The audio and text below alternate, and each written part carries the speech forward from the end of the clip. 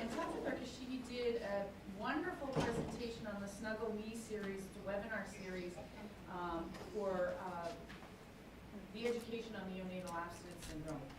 And it's been a really great series. And I heard her speak, and I was taken with her conference, so I really wanted her to be here. But of course, we are using technology, and that's just as great. So, Krista, I'll let you introduce yourself, and she will toggle back and forth from her presentation to herself. So feel free to ask questions. We have microphones that you guys can, so she can hear you better. Okay, and I'll let you start. Thank you. So I'll have to actually run on and off screen because the computer is actually behind the camera here. So who is in the audience? Are nursing students, seniors, or what? They are junior nursing students that are in their OB and pediatric rotation right now. Okay. And we do have some nursing staff from our local hospital. And we have our previous speaker, Dr. Brown, is here. Okay. Perfect. All right, just kind of wanted to figure out who's in the audience. So thank you guys very much for having me. I appreciate at least the capability of doing it like this, just because there is quite a different distance between Bridgton and Fort Kent. I will have a couple of videos that I am going to play, so you may have to mute it on your end, on your side, just so there won't be as much feedback. Obviously, I can't see any of you, so if you have questions, just stop me, from talking, and I will be happy to answer them. Okay? And if you can't hear me, let me know.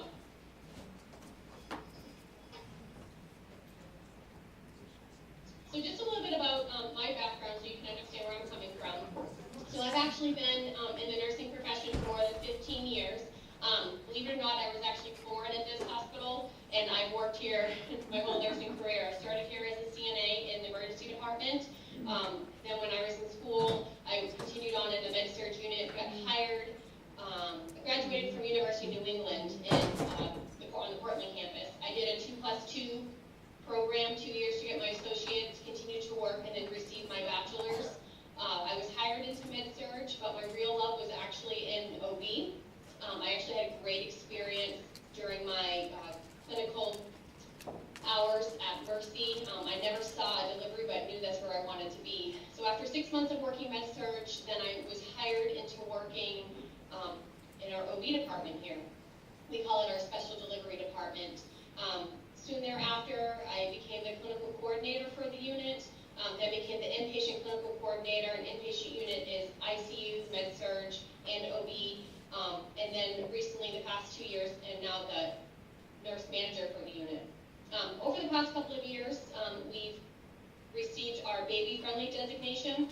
So baby-friendly is an international designation that only 5 hospitals in the whole state of Maine has. And we're affiliated with Central Maine, so it's kind of nice that we have 2 out of our 3 hospitals that have that designation.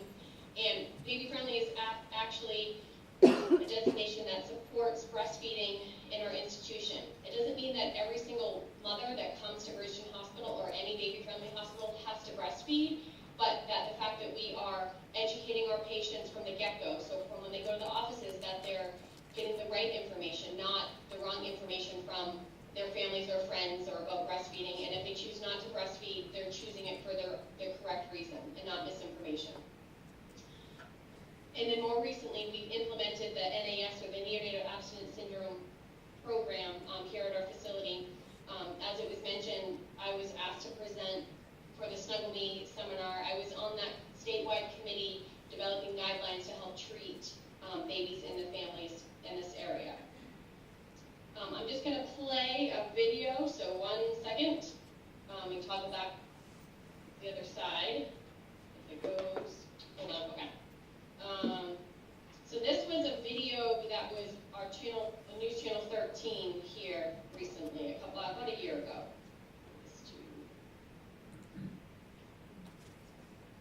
New England. And I think more women have been born addicted to technology. Drugs, and hospitals are trying to stay ahead of the problem.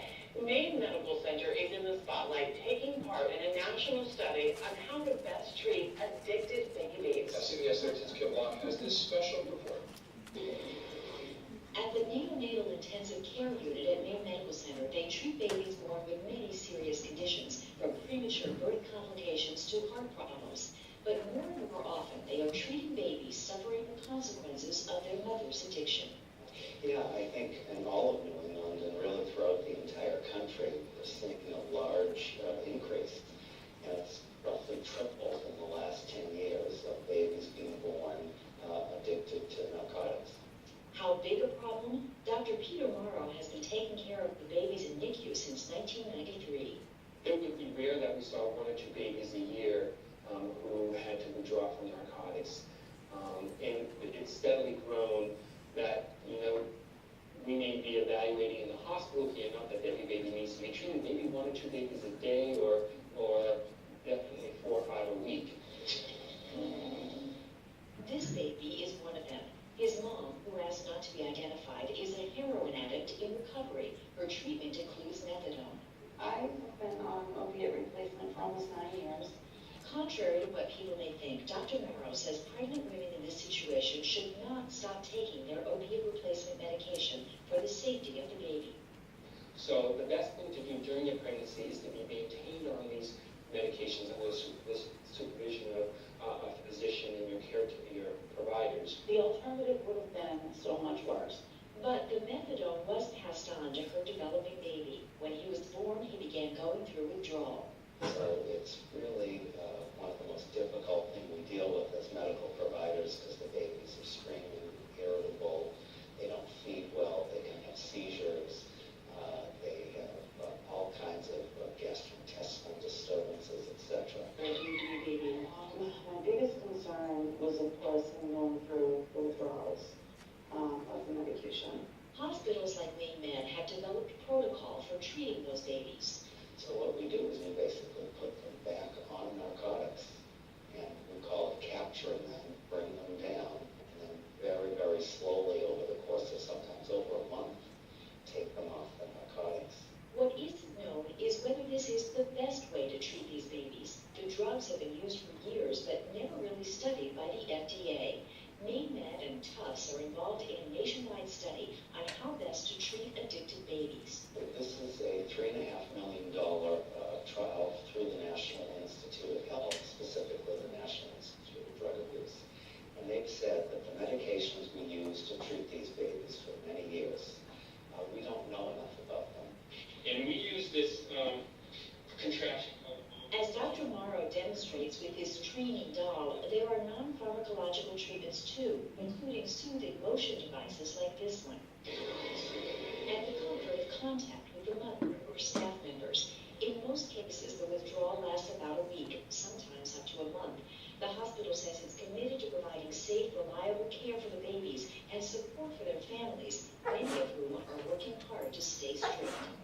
Being an addict, I have the right to have a family as well. And, he'll be no different than any other child.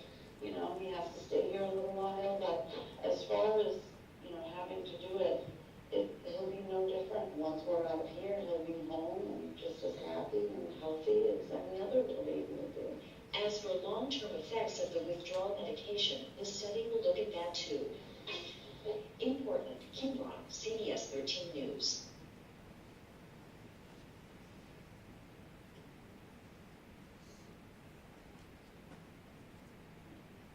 Just trying to get it to come back up, so 1 second. Hold on. All right, so that was just a quick video that actually showed that over the past couple of years, this has been a growing issue in Maine. It's kind of neat to think that, Maine Med, one of the largest tertiary centers in the state, are doing the same sort of treatment and guidelines that we are at our little rural hospital. So this is a picture of Bridgton Hospital. We're located in Bridgton, Maine. We're critical access hospitals, and there are, I think, 30 similar critical access hospitals throughout the state.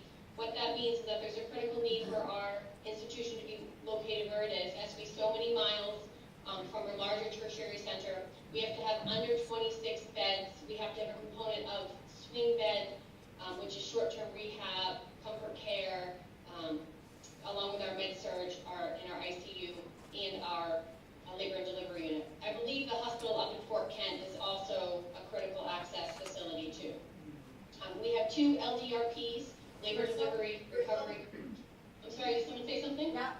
we're not critical access.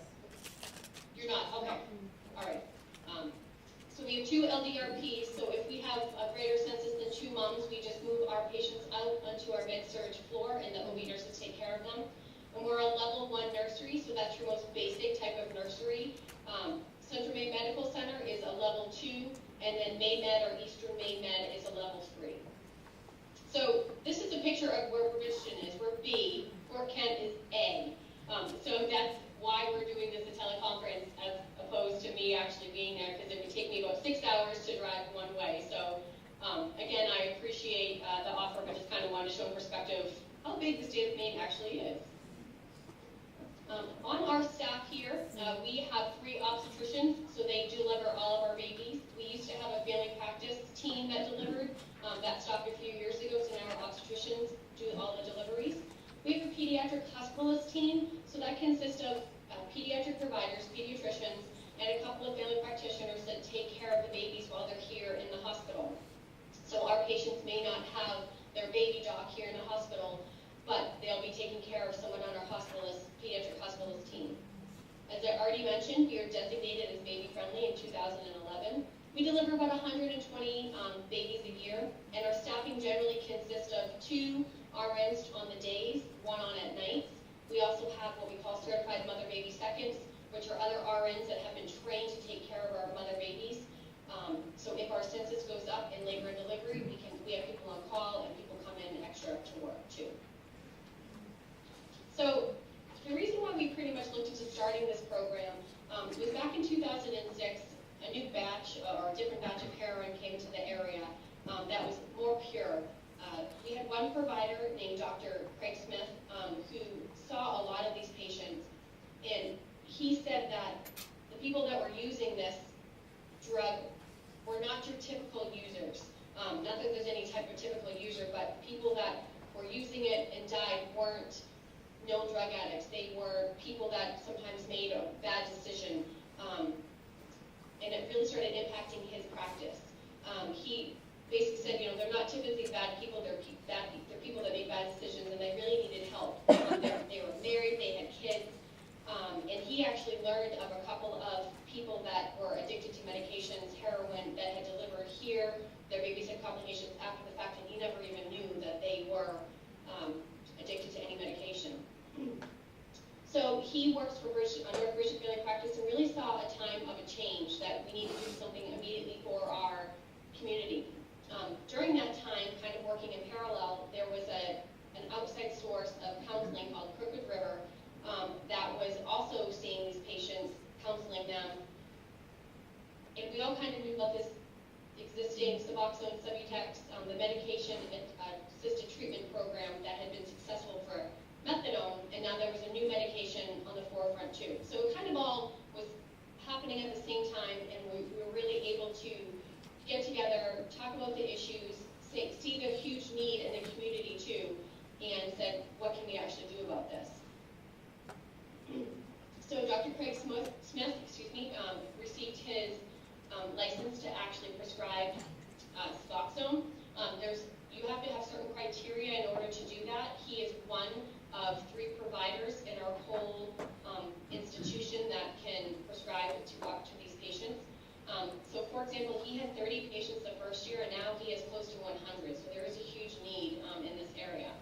His typical patient was about 25 to 35 years of age, and obviously these women of this age or childbearing age, they're pregnant, and now they really needed to seek some treatment.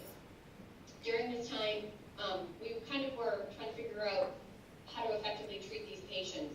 Made some mistakes, but really was able to kind of filter out and have a better triage system of who could be adapted into the program, because it's a pretty stringent program. So talk a little bit more about our timeline. This is just an old picture of our nursing staff here at the hospital.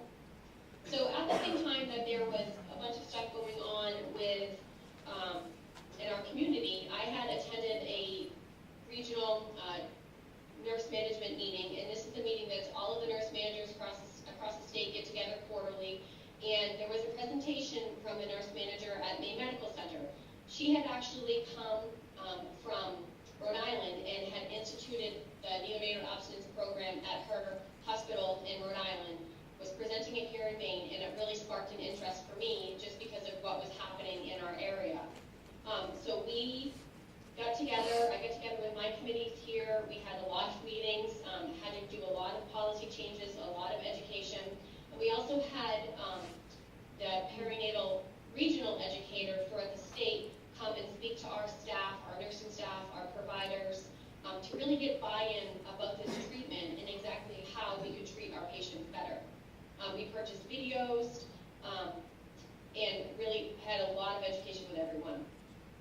So that was in early 2010, and like I said, we had to meet together quite a bit to go over all of the formulary changes because it was how often are these patients going to be monitored? You know, these babies are going to be staying here longer. Policy changes, are they one-on-one? Formulary changes, you know, the medications that if we were going to be treating these babies medically, what type of medications that we need here. So a lot of education all the way around. So I know that you've gotten some information about NAS, but I'm just going to go over it for one quick second. So NAS, it's neonatal abstinence syndrome. It's a group of problems that occur in a newborn who is exposed to an addictive, illegal, or prescription drugs. So remember, not all these mothers were heroin addicts. You know, some of them had been addicted to painkillers for one reason or another. Like we had a mom that had fallen and broken her ankle, and over the course of that treatment, became addicted to pain medications. And the biggest difference with the medication-assisted treatment with Suboxone or Subutex is there's a plan in place.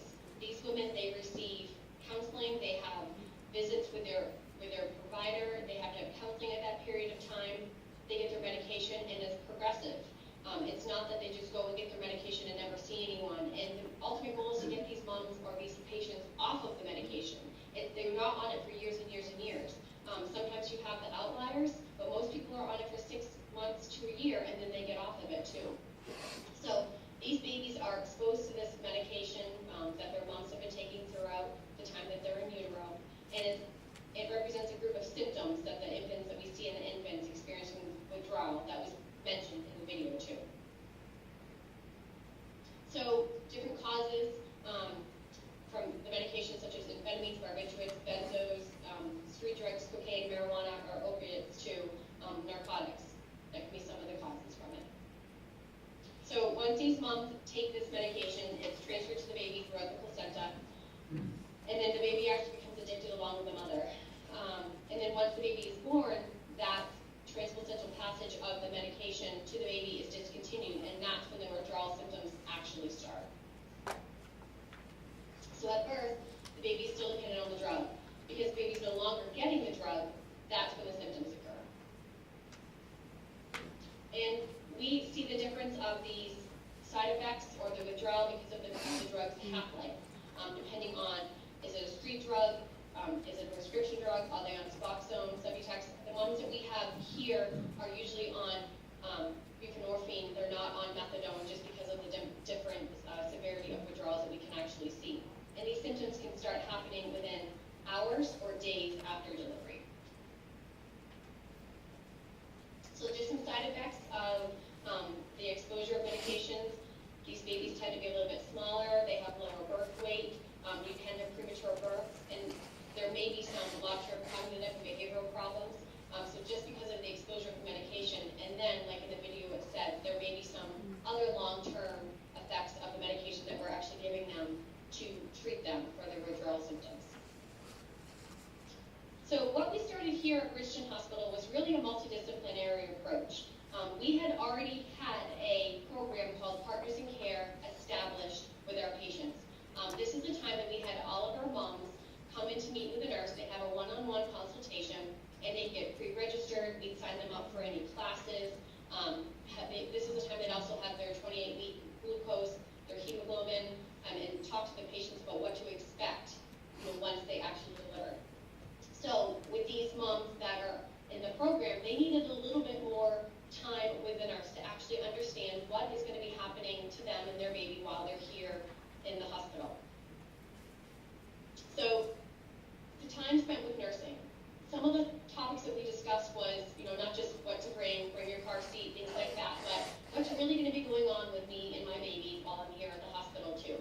These babies have to stay at a minimum of 5 days here. huge for some families. Understanding if they have other kids, other childcare, what's going to be happening moving forward. And sometimes the significant other or the pregnant woman's family or the other families didn't even know if these moms were on this medication. So that can get kind of tricky when we have to kind of beat around the bush or lie about why the baby's having to stay here because of the whole HIPAA compliance. We can't let grandma know why the baby is having to stay, why the nursing staff is having to go in every few often to do assessments. So it can be definitely very, very tricky.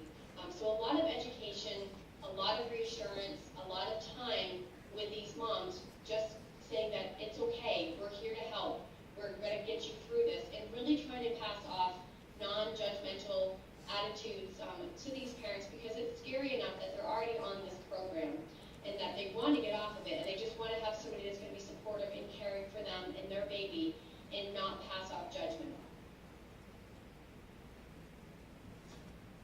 So as I mentioned, we have expectations of what's happening during the stay. We go over how we're going to assess the newborn, a little bit further, how we're caring for the newborn, so what to expect. These babies are going to be more irritable, they're going to be crying more, they may have feeding difficulties, things like that. So we usually spend about 2 to 3 hours with these patients, depending on how long that they want, how much information that they actually need to.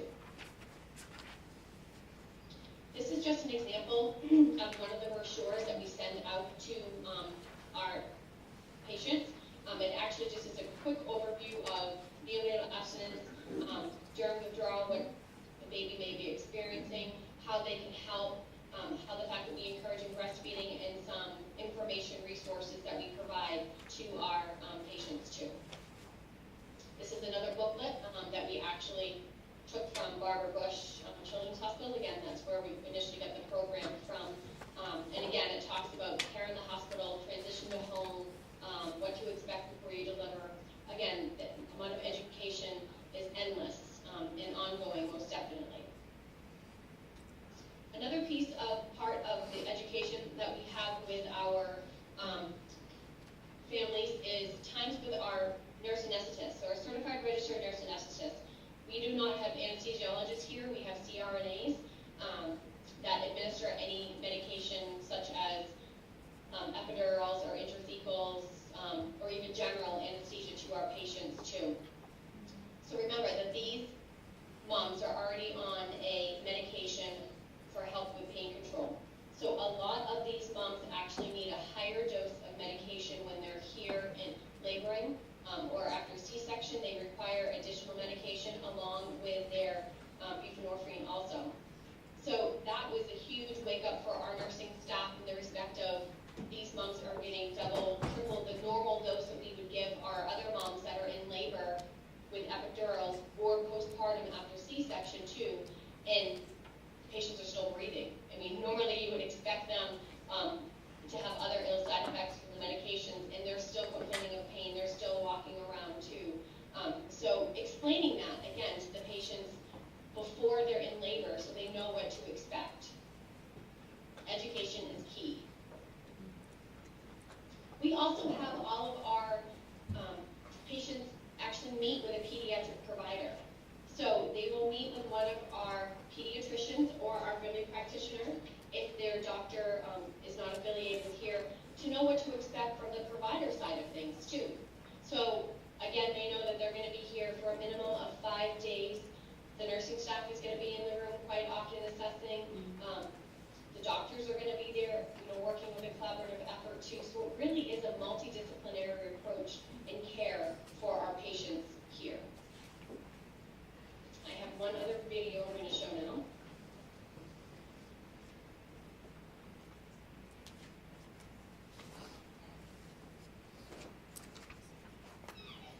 I think a lot of the nurses in here feel terrible for the babies, how they withdraw. What we see is we see trembling of their extremities. Sometimes we'll even see seizure activities. They're very jittery. Their muscles are very, very tight. And these babies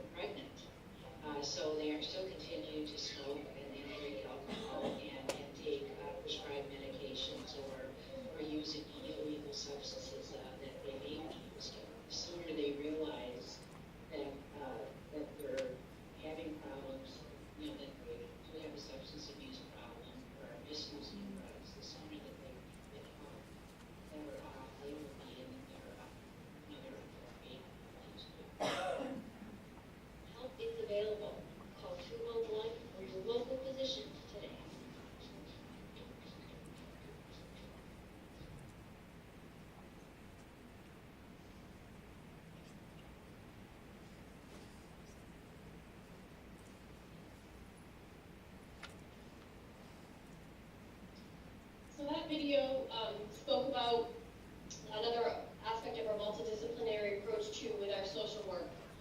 So just like Pennsylvania, state of Maine has a regulation that any suspected abuse from a mom automatically, substance abuse, excuse me, and physical abuse, has to automatically be a Department of Health and Human Service referral to. So that can be huge for some of these parents.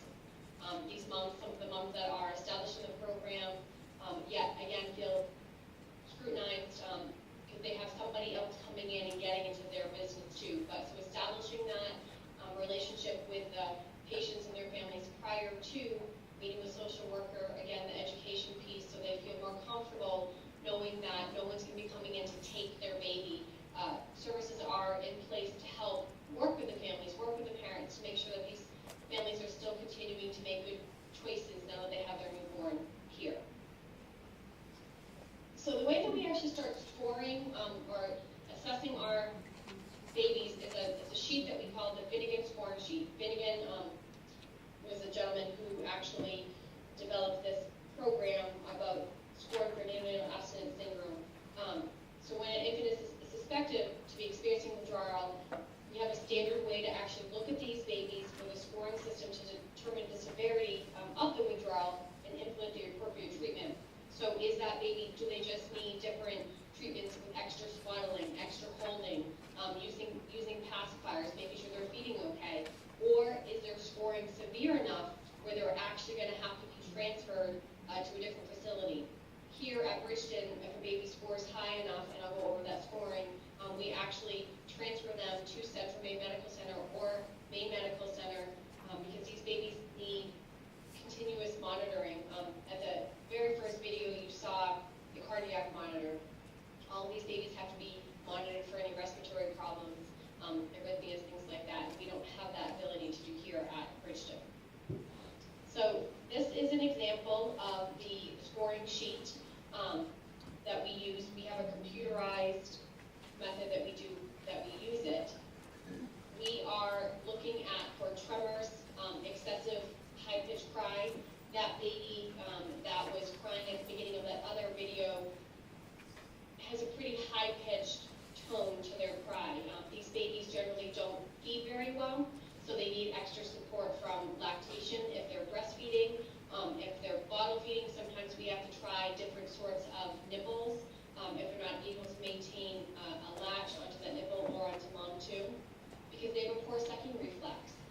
They have hyperactive reflexes. So all babies have a normal Moro or startle reflex, but these babies are hugely hyperactive. So they have to be swaddled in order to be consoled a little bit more.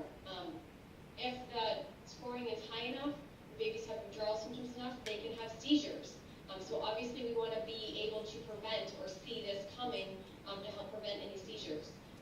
With the poor feeding, they can have vomiting, they have GI disturbances, so they have diarrhea, so then they can have skin problems too, so we need to look for excoriation in their diapers at all too.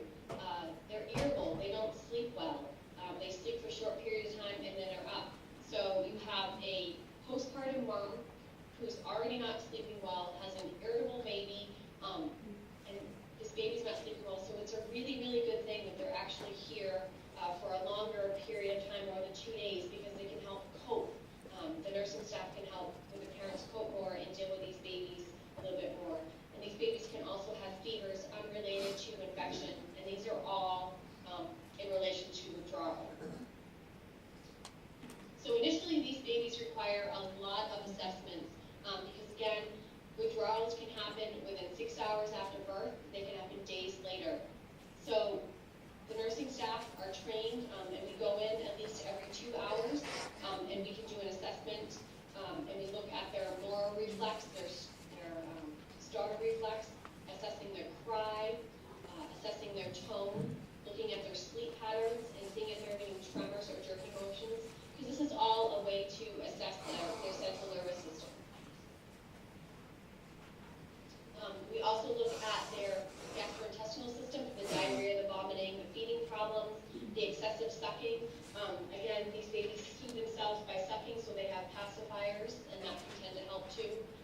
Sometimes they can have sweating, they can have fevers, yawning, nasal stuffiness, sneezing, nasal flaring, and increased respiratory rate. Again, this is all of the stuff that we go over with our patients, so they know that if their babies are seeing any of this, they know that it can be a normal occurrence. Some moms who are still taking their medication throughout their delivery and postpartum, their babies still have a little bit of withdrawal because not as much is transferred to the baby with breastfeeding, and none at all is transferred to these babies who are bottle feeding too. So the infants that are here and they're displaying mild symptoms, we use some environmental modifications. You saw an example of that at the first video at WeMed. We don't have that bassinet that moves or anything, but we provide a dark, quiet room. All of our rooms are private. We really want to help prevent overstimulation, so we put the lights down. We try to talk in quiet voices because, again, these babies have a hyperactive Moro reflex, so they startle very, very easily.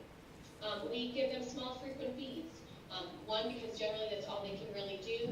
They get frustrated very easy because they can't latch well or they can't swallow well. So we give small, frequent feeds to try to help settle them down too. And a lot of swaddling and holding and cuddling, but sometimes that doesn't even work too. So it's nice to have other family members there, nice to have the nursing staff involved too. And we can still provide all of this care without having other families know exactly what the baby is going through.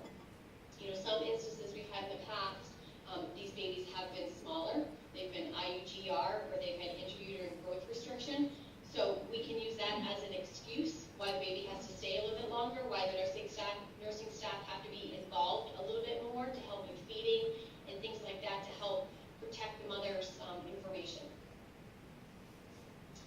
We do really encourage breastfeeding with all of our moms, not just because we're baby friendly, but breastfeeding has been very effective in reducing the severity and symptoms of NAS in newborns because the medication that the mom is on is actually transferred over to the baby for the breast milk, so it can help decrease the severity of the symptoms. And remember, once these moms have delivered, they continue their treatment outside of the facility too. So they're still meeting with their counselor, they're still meeting with their provider that is prescribing this medication, and their goal is to eventually wean off of this medication. We don't stop the medication during the delivery, we don't stop it while they're in labor, we don't stop it right after delivery. They gradually wean themselves when they're ready and able, so the baby slowly weans with the mom also. So the big goals of our treatment here at this facility is to really relieve the signs and symptoms of the withdrawal. We want to help these babies feed better, gain weight. We want to prevent any seizures from happening. And by doing this, we can help reduce abnormal neural development and reduce the incidence of mortality with these babies. So at Bridgton, when a baby starts growing in the assessments, it's normal for them to have a few numbers of 2s or 4s, just because they do start exhibiting some of the symptoms. But we really try to get each nurse to nurse at the bedside, at the change of shift, to come in and both assess the baby together at the same time, so we can have a baseline of what these babies are doing and what potentially to expect throughout the next nurse shifts. If these babies start scoring 3 scores higher than an 8 or 1 score greater than 12, we have a protocol here at Bridgton that these babies get transferred. Each facility is a little bit different, but that's what we do here at Bridgton. So morphine or phenobarbital can be used for the treatment of these babies who experience withdrawals. Again, we don't give them here. If our baby starts scoring, we call the transfer team from Central Maine or from Maine Med. They come and sometimes they administer these medications when the baby is here, or they wait till they get back to Lewiston or Portland. These medications are effective in controlling the irritability and insomnia of these babies. And then again, like I mentioned, these babies will be transferred because we don't have the capability of monitoring these babies, the type of monitoring that they actually need at Bridgton. So overall, you know, nursing at Bridgton, we have a really unique position to really promote this baby bonding for the mom, for the baby, and for the family too. Knowing that they're in a safe place, they're getting good care, we're really trying to work with them and have them understand what to expect over the next few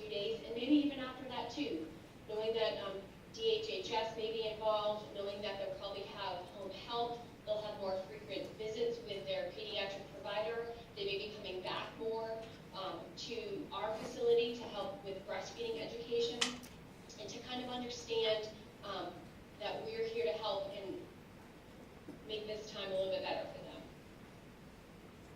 So since we've implemented the program back in 2011, we had 4 deliveries that first year. So it took us over a year to really get this program going, to get everyone on the same page, to get buy-in, to get everyone educated. And during that time, we had 1 transfer. I can pretty much remember every single one of these transfers. This was a mom that we pretty much had pegged that she wasn't as truthful as she probably should have been during her pregnancy with us. We kind of expected a transfer just because she wasn't real consistent with the program. She wasn't making a lot of her prenatal appointments. And so her baby started scoring and she had to be transferred. The next year we had another transfer too. We've increased our deliveries, but in 2013 we did not have any. And so far this year we've had 1 delivery at the beginning of this year, and the baby was transferred too. But again, this was a mom that kind of fit that same characteristic, the same criteria, that she really wasn't coming to her appointment. She didn't feel like she was as truthful. We did all of the education. And I remember her specifically because I did her Partners in Care. And her biggest concern was she thought that she knew her baby was going to have to stay, but she didn't expect that the baby was actually going to be able to stay with her. You saw it in the videos there that these babies are in NICU, they're being monitored, and those are the ones that need the treatment. But while the babies are here at Bridgton, we do rooming in. All of our rooms are private rooms.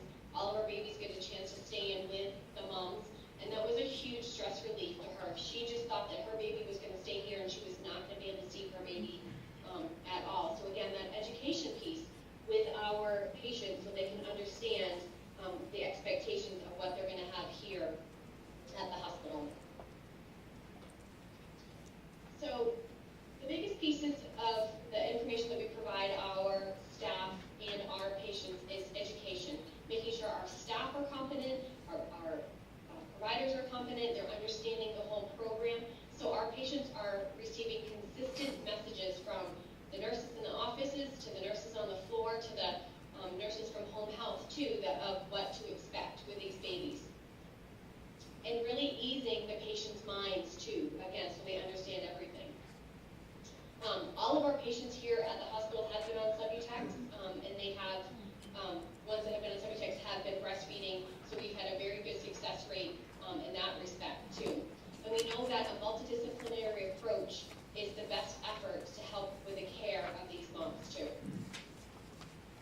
And that is all.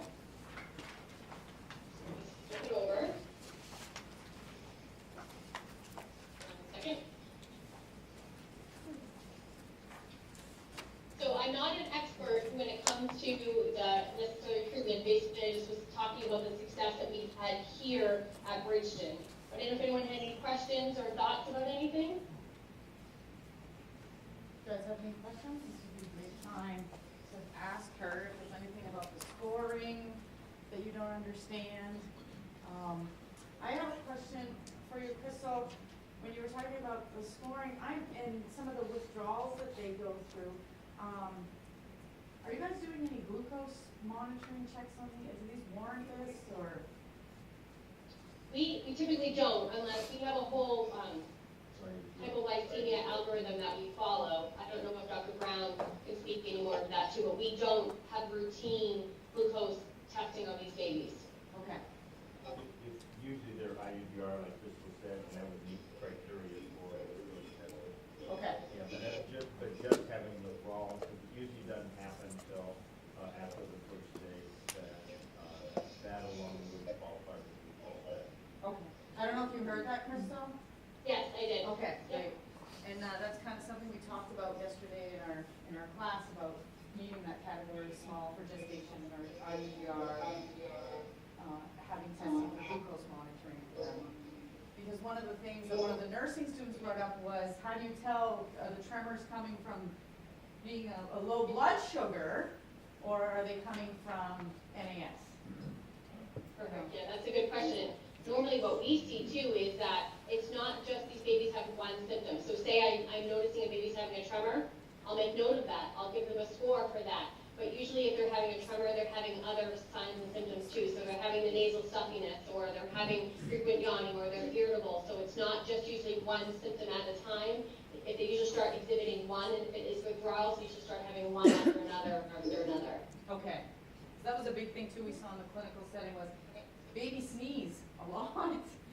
But you can't just isolate one symptom. You have to be able to make a pathway. Yes. When you were reviewing glucose testing, did you go through the American Academy of Pediatrics guidelines? Because they're fairly new. No, I didn't go through NOAA's guidelines. And it's based on SGA, LGA, and then symptoms. So I can forward That would be I can wonderful. forward it to you so that it's very targeted who gets glucose free. Okay. We did have one of the pediatricians at Cary that did touch on it a little bit during the clinical setting, but the whole classroom setting hasn't. I'll try to remember to say that. Thank you, appreciate that. Fever. You talked about one of the withdrawal symptoms being fever. Is this because of a hypermetabolic state? Is that what's going on?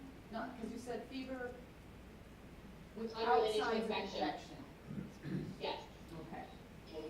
I guess I was just kind of worried about babies getting into that cold stress portion of, we're trying to protect them from that. And if they're using up all their A lot of storage. times in fact, some of the modifications to the original baby scoring system have increased the threshold for temperature from 37.2 up to 37.4 before you got a score. Because a lot of times in the hospital, particularly as Crystal mentioned, they're holding the baby and trying to quiet the baby in your non-pharmacological treatment, and yet they get bundled and their temperature is going to go up. And then, I think we talked earlier about how subjective or how sort of non-specific some of the items on the scoring system can be. Yeah. Great. And that's why we do the frequent monitoring too, because again, did I have a fever at one point in time? Was it because the baby was snuggled, a little bit too much, or being held? So that's why we do progressive assessments, and again, with another nurse too, to change a shift too, just so we can say, are you seeing what I'm seeing, or am I making this up? Or the subjective piece as opposed to the objective piece. No, I really like that idea about the bedside nursing going through that assessment together, because I think it just solidifies what you're seeing in the data that you're collecting from the assessment. We have a question from the audience. Is there any difference in signs and symptoms when a baby is exposed to alcohol or other opiates? Are there different signs and symptoms, or are they the same? We don't really see a lot of moms that admit to being alcoholics, so I can't speak to that. I don't know if Dr. Brown can more so, but most of these moms, we know that they're in the program, the medication-assisted treatment program, so they're seeing one of our providers already. So when they're pregnant, they go to our obstetricians. They're hopefully being truthful of that they're taking their medication, that they're not selling it on the street, that they're on this medication throughout their pregnancy. It establishes that trust and rapport, so they kind of know what to expect. But again, we haven't had a lot of experience with moms that are addicted to alcohol. Yeah, alcohol would be a rare event to have withdrawal from alcohol. Very high level of exposure. And I think the same with like marijuana. We don't see cocaine very much, or the other sympathomimetic drugs. It's mainly opiates and benzodiazepines and SSRIs and nicotine. Now, the SSRI. go ahead, Crystal. Some of these babies that moms who are heavy smokers can actually exhibit a lot of these symptoms that these babies that are moms that are addicted to opiates or on Subutex or on a treatment program already. They can be irritable, they can be fussy, they don't feed well because they're going through the nicotine withdrawal, and our patients aren't allowed to smoke here at the hospital too. So if we start seeing some of those symptoms and we don't know a history, we start digging a little bit more just to make sure that there's not more than meets the eye.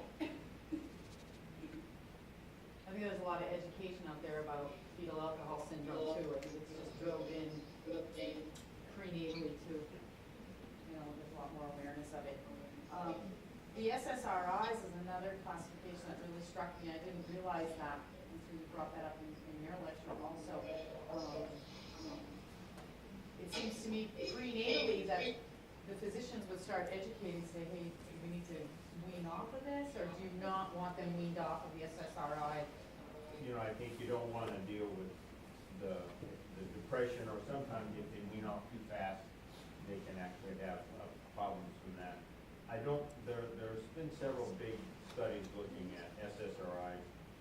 The babies will have scores that are that they can be scored with the Finnegan scoring tool. They have NAS type symptoms.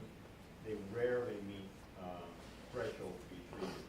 Whether it adds to opiate withdrawal so that they're more likely to be treated, I don't think anyone has really looked at that. Okay. As Crystal mentioned, smoking, heavy smoking, and that's over 10 cigarettes, can produce more NAS symptoms. And it's usually though earlier on, and I don't know whether we would tend to be more likely to treat those babies or not. I kind of think we probably might treat kids more likely if they're heavy smokers. So as far as Crystal mentioned, during your counseling part, you really suggest they get down to at least less than 10 cigarettes. Nicotine and opiates they're synergistic. So it's very difficult for moms to quit, particularly when during their pregnancy. So you want them at least to just cut down, give them something, a goal that's achievable. Yeah. Would it be unrealistic to say that you could put a mother on a low-dose nicotine patch replacement? You know, that would be someone who is in OB and does that to speak to it. I Okay. don't know. It makes sense. So it makes sense to me. Yeah, sometimes we do offer that, but a lot of these moms that are that heavy smokers, they don't want to quit. You know, they know what the ill effects can be to the baby, but these are the moms that are, you know, signing out or being discharged as soon as they can, so they can go outside the hospital and smoke and then come back in. So these babies, if they're going through withdrawals and their moms are breastfeeding, the nicotine gets transferred to the babies too. I'm also a lactation consultant, an international board lactation consultant. That's what that IBCLC after my name is too. So we try to educate that to the moms that what you put in your body is being transferred to your baby, you know, one way or another through your breast milk. Anyone else have any questions for Crystal? Thank you very much. I'm glad that we could be in contact with you via Polycom.